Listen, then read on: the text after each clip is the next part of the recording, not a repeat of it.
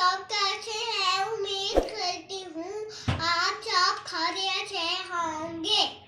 प्यारे प्यारे दोस्तों, आज हम सीखेंगे एक पोएम।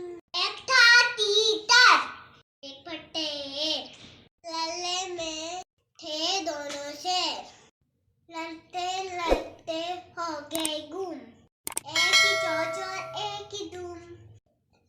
फिर एक दफा हम फिर वो कौन सीखेंगे।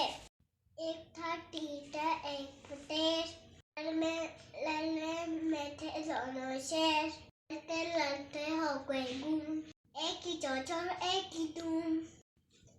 प्यारे प्यारे दोस्तों, अगर आपको हमारी वीडियो अच्छी लगी हो तो लाइक करें, शेयर करें, कमेंट करें, लाइक करें और चैनल को सब्सक्राइब करना ना भूलें।